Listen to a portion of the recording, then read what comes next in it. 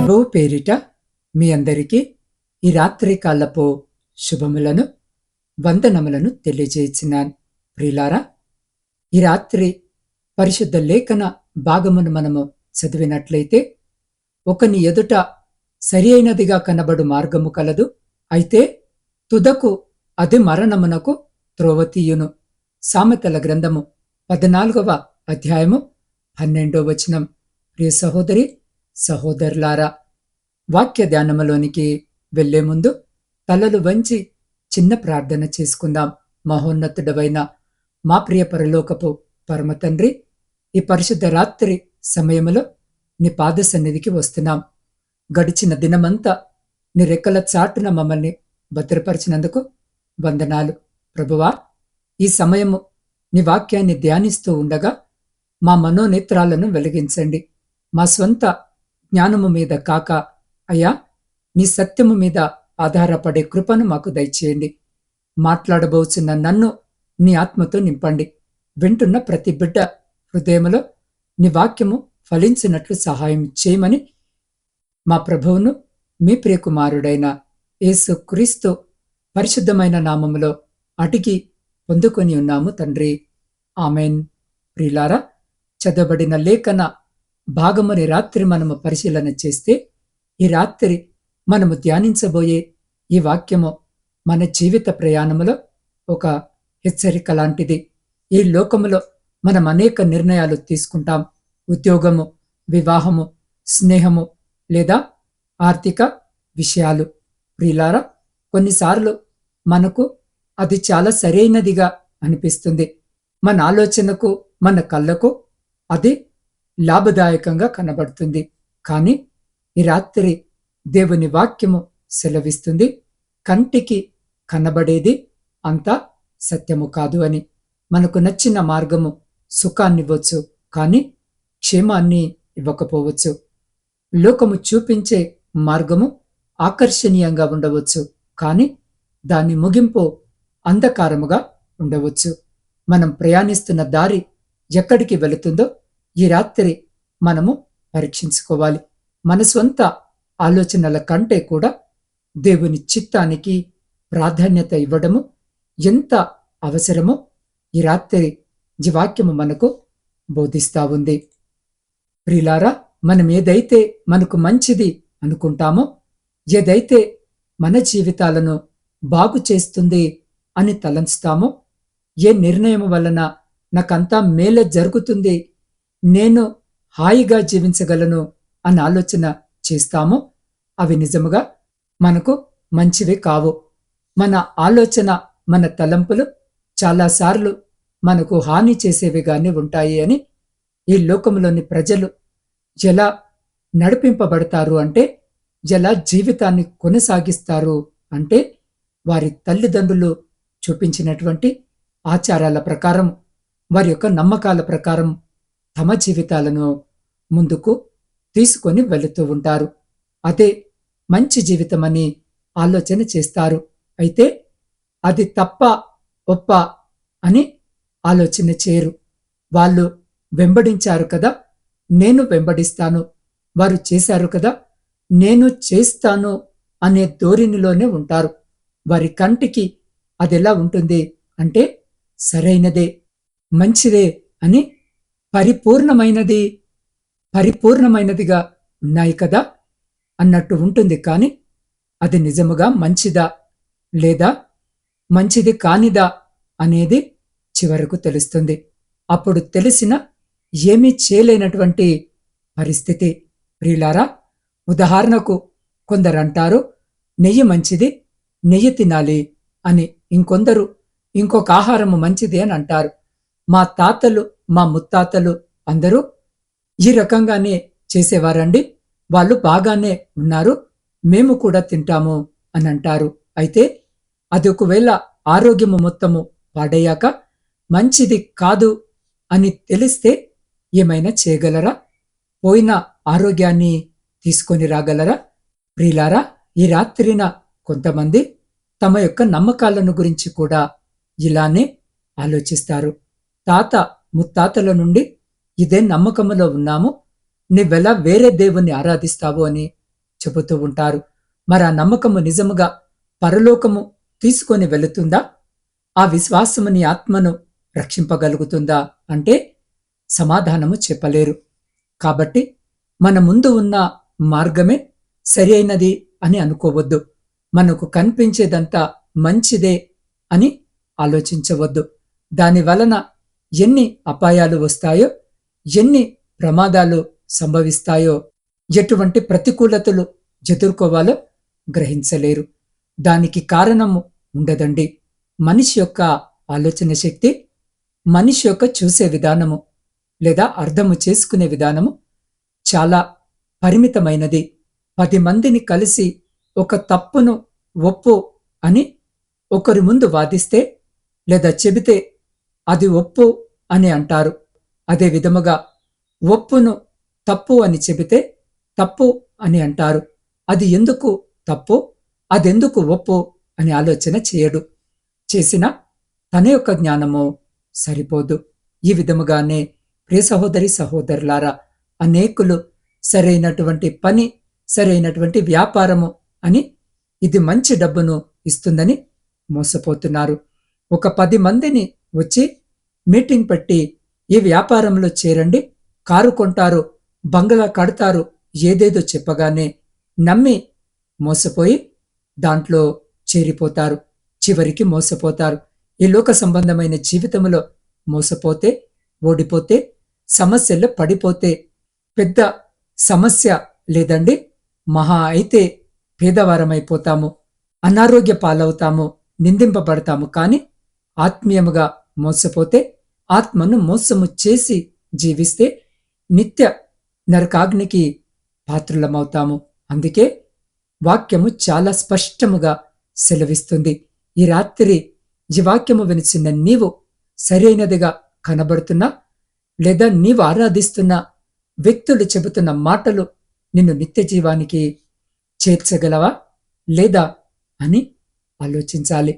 మరి నేను మంచి మార్గంలో వెళుతున్నానా లేదా అని నాకెలా తెలియాలి బ్రదర్ అనంటే, ఇది సరి అయినదే కదా అనేది ఎలా నేను గ్రహించగలను బ్రదర్ అనంటే, అది వాక్యము వలననే సాధ్యమవుతుంది. నీకెవరి పైననైనా పగ ఉందనుకోండి, నీ హృదయము ఏమి సెలవిస్తుంది? నీవు పగ తీర్చుకో, వాళ్ళని బాధపెట్టు, అప్పుడు నీకు సమాధానం ఉంటుంది అని. అది నీ యొక్క సొంత నిర్ణయము లేదా ఆలోచన. కాని ప్రియ సహోదరి సహోదరుడా, లేఖనాల ద్వారా ప్రభు ఏమి చెప్పాడు అని ఆలోచన చేస్తే క్షమించండి అని అనగా వాక్యము మనల్ని సరైన మార్గములోనికి నడిపిస్తుంది.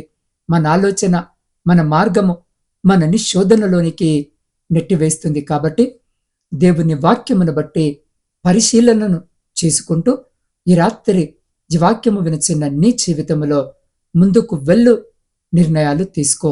అప్పుడు నీవు భయంకరమైన నిన్ను బాధించే శోధనల నుండి, సమస్యల నుండి తప్పింపబడతావు. కాబట్టి ప్రియ సహోదరి సహోదరుడా, ఈ రాత్రి దేవుడు ఈ వాక్యము వినిచిన నీతోనే మాట్లాడుతున్నాడు. నువ్వు తీసుకుంటున్న నిర్ణయాలు, నువ్వు నడుస్తున్న మార్గము నీ దృష్టికి సరైనదిగా ఉందా లేక దేవుని దృష్టికి సరి అయినదిగా ఉందా? బహుశా నీవు పాపపు అలవాట్లలో ఉండి ఇది నా ఇష్టము, ఇందులో తప్పేముంది అని అనుకుంటున్నావేమో. కాని గుర్తించుకో, ఆ మార్గము చివరికి మరణానికి త్రోవతీస్తుంది. అది ఆత్మీయ మరణము కావచ్చు, లేదా నిత్య నరకము కూడా కావచ్చు. నీవు తప్పుడు మార్గములో ఉన్నావని నీ మనసాక్షి నీకు చెబుతుందా? నీవు స్వంత జ్ఞానం మీద ఆధారపడి పిసికిపోయావా? అయితే ఇదిగో ఈ క్షణమే, ఇప్పుడే నీ హృదయాన్ని దేవునికి అప్పగించు. యేసు ప్రభువు అన్నాడు, నేనే మార్గమును, సత్యమును, జీవమును. ఆయన మార్గములో నడిపిస్తే మరణము లేదు, నిత్య జీవముంది. ఈ రాత్రి జీవాక్యము వినిచిన నీవు తప్పు మార్గాన్ని విడిచిపెట్టి ఆయన వైపు తిరగాలని ఆశపడుతూ ఉంటే మోకరించి, ప్రభువా నన్ను నడిపించు అని అడుగుదామా? ప్రియ సహోదరి సహోదరుడా, ఈ రాత్రి ఈ సమయంలో మనం ఒక ప్రాముఖ్యమైన వాక్యాన్ని ధ్యానించాము కదా. దేవుడు మనల్ని హెచ్చరిస్తున్నారు. ఒకని ఎదుట సరైనదిగా కనబడు మార్గము కలదు, అయితే తుదకు అది మరణమునకు త్రోవతీయునని. చాలాసార్లు మన జీవితంలో మనము తీసుకునే నిర్ణయాలు మనకెంతో లాభదాయకంగా సరైనవిగా అనిపిస్తాయి, కానీ దేవుడు నడిపింపు లేని మార్గం ఏమైనా మనల్ని నష్టానికి గురిచేస్తుంది. అందుకే ఈ రాత్రి, ప్రభువా, నా జ్ఞానము కాదు, నీ చిత్తమే నాకు కావాలి అని దేవుని సన్నిధిలో మనల్ని మనము సమర్పించుకుంటూ ఈ పాట పాడుకుందాం. యెహోవా నా ఆశ్రయము, నీవే నా ప్రాణము, నా హృదయ నమ్మకము, నీవే నా గమ్యము, సహాయమునిచ్చే నా దైవమా, నీ నీడలో నన్ను దాచవా. యెహోవా నా ఆశ్రయము.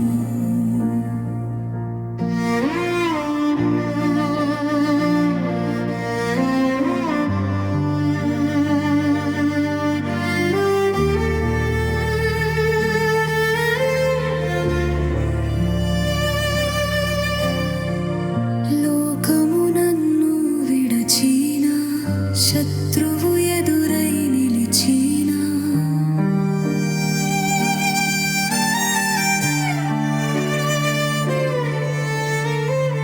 నాకు కేడుము నీవేనయ్యా, నా తోడు నీవేనయ్యా.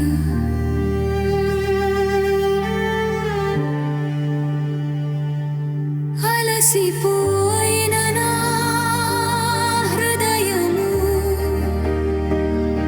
నీ చెంతనే సేద తీరును, నీ కృపలో నన్ను నిలుపవా.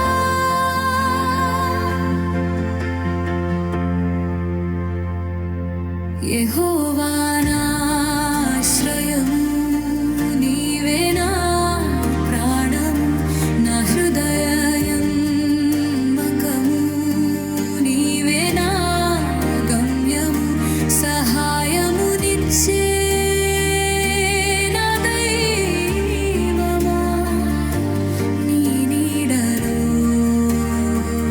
నన్ను దాచవా.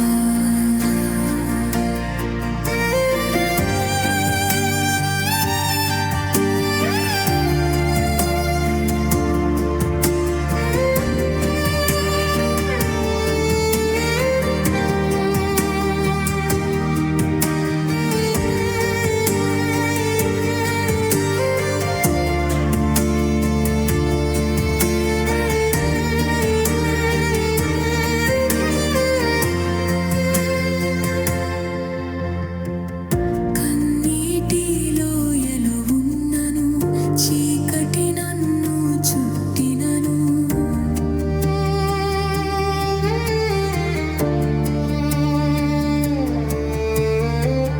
నీ వెలుగున దారి చూపెను, నీ వాక్కు నన్ను ధైర్యపరచెను.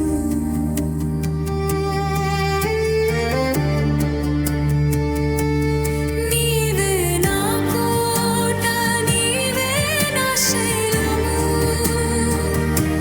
నా ఆత్మకు నీవే ఆధారము, నీ ప్రేమలో నన్ను కడుగవా.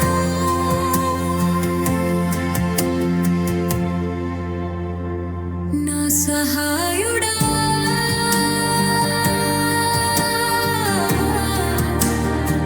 నా విమోచకుడా,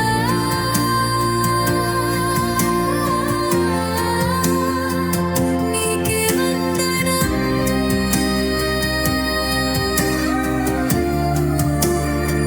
నీకే స్తోత్రము.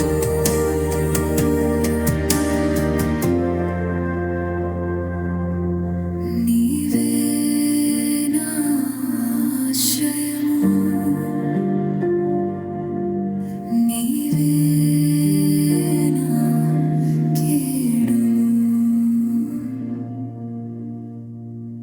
నిజమే కదా, మన ఆలోచనలు గాలిలో అలల వంటివి. అవి మారుతూ ఉంటాయి, కానీ దేవుని సంకల్పము స్థిరమైన కోట వంటిది. ప్రియ సహోదరి సహోదరుడా, ఒకవేళ ఈ రాత్రి ఈ వాక్యము వినిచిన్న మీరు ఏదైనా గందరగోళములో ఉన్నారా? ఏ దారిలో వెళ్ళాలో తెలియక ఇబ్బంది పడుతున్నారా? అయితే ఆయన వైపు చూడండి. మనకు సరైనది అనిపించే దారి కంటే దేవుడు మన కోసము సిద్ధపరిచిన దారి ఎంతో శ్రేష్టమైనది. ఈ పాట మీ హృదయాన్ని తాకిందని, మీ ప్రయాణములో దేవుని నడిపింపు పొందుకుంటారని ఆశిస్తున్నాను. ఈ వాక్యము మీ జీవితంలో ఫలింపజేయాలని కోరుకుంటూ దేవుడు మిమ్మల్ని దీవించులాగున ఈ సమయంలో ఈ వాక్యము వింటున్న మీరు వీలైతే మోకరించి లేదా కూర్చొని మీ కుడి చేయి మీ హృదయంపై పెట్టుకొని ఆకాశము వైపు కన్నులెత్తి నాతో పాటు ప్రార్థనలో ఏకీభవించండి. పరిశుద్ధుడా, మహాశక్తి సంపన్నుడవైన మా ప్రియ పరలోకపు పరమ తండ్రి, మీ మహోన్నతమైన కృప కనికరములు కలిగిన నామాన్ని బట్టి స్తుతులు, స్తోత్రాలు, వందనాలను చెల్లించుకొనిచున్నాం. ప్రభువా, ఈ రాత్రి నీ లేఖనముల ద్వారా మీరు నాతో మాతో మాట్లాడారు. మమ్మల్ని ఎంతగానో బలపరిచారు, సరిచేశారు.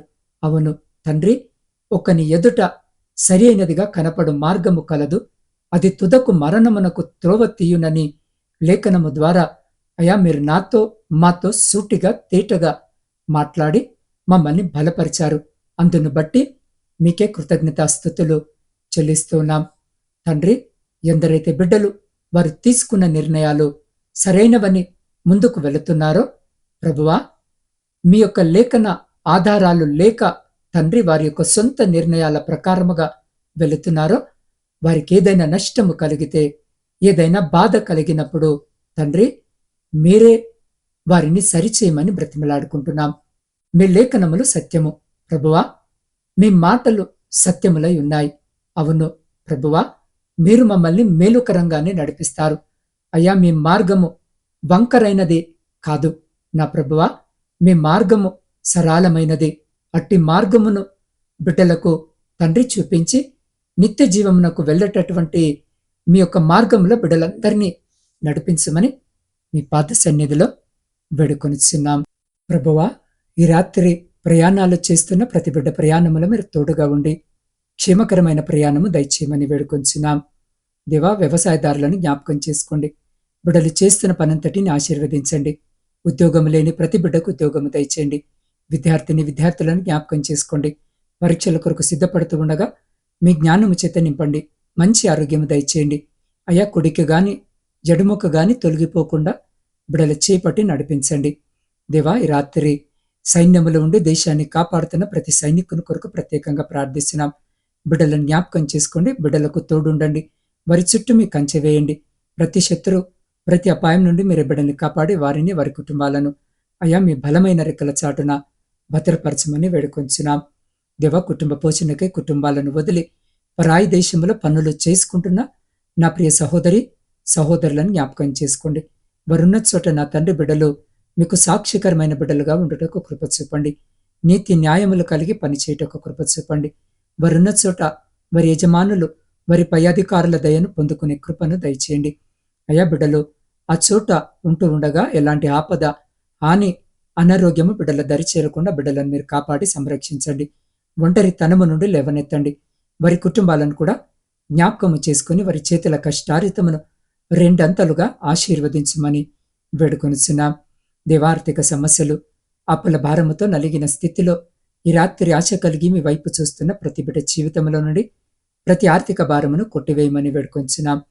దేవా, గర్భఫలము కొరకు కన్నీటితో ఈ రాత్రి మీ వైపు చూస్తున్న ప్రతి బిడ్డ గర్భాన్ని ముట్టి ప్రతి బిడ్డకు గర్భఫలము దయచేసి వారి దుఃఖాన్ని సంతోషంగా మార్చమని వేడుకొంచున్నాం. దేవా, మీ సేవకుల కొరకును సేవకురాండ్రు వారి కుటుంబాలు, వారి పరిచర్య అంతటిని రాత్రి మీ పాద సన్నిధిలో పెడుతూ ఉండగా జ్ఞాపకము చేసుకుని దీవించండి, ఆశీర్వదించండి. ఏ స్థలములో మీ స్వార్థ పరిచర్య అందించబడటం లేదో ఆయా స్థలాలకు నీ బిడ్డలను బలపరిచి నడిపించి ఆ చోట మీ సువార్త అందించబడి అనేకులు రక్షణ పొందుకునే కృపను బిడ్డలకు దయచేయండి. దేవా, సొంత గృహాల కొరకు ఆశ కలిగి మీ వైపు చూస్తున్న ప్రతి బిడ్డ కోరికను తీర్చండి. వృద్ధుల కొరకును, వితంతుల కొరకును, శ్రమలను అనుభవిస్తున్న ప్రతి బిడ్డ కొరకు ప్రార్థిస్తున్నాం. ఒంటరి జీవితాన్ని గడుపుతున్న బిడ్డల కొరకు ప్రార్థిస్తున్నాం. ఈ రాత్రి బిడ్డలకు తోడుండండి, బిడ్డలతో మాట్లాడండి, బిడ్డలకు కావలసిన సహాయం దయచేయండి. అయా వివాహాల కొరకు సిద్ధపడుతున్న, వివాహాలు జరగక సరి అయిన సంబంధాలు రాక అయా కన్నీటితో మీ వైపు చూస్తున్న ప్రతి బిడ్డ కోరికను కూడా తీర్చమని వేడుకొంచున్నాం. ప్రపంచంలో శాంతిని సమాధానాన్ని కలిగించి విడిపోయిన విచ్ఛిన్నమైన ప్రతి కుటుంబాన్ని తిరిగి కట్టుమని వేడుకొంచున్నాం. ప్రాముఖ్యంగా నా తండ్రి, ఈ రాత్రి నా ఆత్మీయ కుటుంబ సభ్యులందరినీ మీ పరిశుద్ధ పాదాల చెంత పెడుతూ ఉండగా, మీ పరిశుద్ధమైన హస్తాల్లో పెడుతూ ఉండగా, ప్రతి ప్రార్థన విజ్ఞాపనను మీరు ఆలకించి అంగీకరించి ప్రతి న్యాయమైన కోరికకు అయ్యా మీరు సమాధానము దయచేయమని వేడుకొంచున్నాం. దేవా, ఈ గాఢాంధకారమైన చీకట్లో మేము నిద్రిస్తూ ఉండగా మా గృహాల చుట్టూను, మా ఆత్మీయుల గృహాల చుట్టూను, మా ఇరుగు పొరుగు వారి గృహాల చుట్టూను మీ అగ్ని కంచె వేసి ప్రతి బిడ్డను మీ దేవదూతల రెక్కల చాటున భద్రపరిచి ప్రతి అంధకార సంబంధమైన శక్తులన్నిటి నుండి మీరే సంరక్షించి కాపాడి, మీ చిత్తమైతే మీరు అక్కడ ఆలస్యమైతే ఎన్నికలేని మమ్మలను మరొక శ్రేష్టమైన నూతన దినములోనికి సజీవంగా ప్రవేశింపజేసి మీ నామాన్ని స్తుతించి కీర్తించి కొనియాడే గొప్ప భాగ్యము మాలో ప్రతి బిడ్డకు దయచేయమని మా ప్రభువును మీ ప్రియకుమారుడైన యేసు క్రీస్తు సర్వ సమృద్ధి కలిగిన నామమున ప్రార్థించి స్తుతించి అడిగి పొందుకొని ఉన్నాము తండ్రి. ఆమెన్. ప్రియులారా, ఈ వాక్యము మరి పాట మీ హృదయాలను తాకాయని నేను నమ్ముతున్నాను. మీ జీవితంలో మీరు ఏదైనా సమస్యలతో బాధపడుతున్నా, లేదా ఏ విషయంలో దేవుని నడిపింపు కొరకు ఎదురు చూస్తున్నా, నేను మీ కొరకు ప్రార్థించడానికి సిద్ధముగా ఉన్నాను. మీ ప్రార్థన అవసరతలను స్క్రీన్ పైన కనబడుతున్న నా వాట్సాప్ నంబర్కి తెలియజేయండి. నా వాట్సాప్ నంబర్ 8465037607 8465037607. మనమందరము కలిసి ప్రార్థిద్దాం, దేవుని అద్భుతాలను చూద్దాం. మర్చిపోకండి ప్రియులారా, మీరు ఒంటరి వారు కాదు. మీకోసము ప్రార్థించే ఒక ఆత్మీయ కుటుంబం ఇక్కడుంది. కాబట్టి మర్చిపోకుండా మీ ప్రార్థన అవసరాలను నాకు తెలియజేయండి. దేవుడు మిమ్మల్ని సమృద్ధిగా దీవించునుగాక. ఆమెన్.